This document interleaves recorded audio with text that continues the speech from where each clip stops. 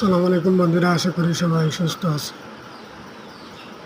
দেখুন কিভাবে 100 watt bulb দিয়ে মুরগির ডিম ফুটানো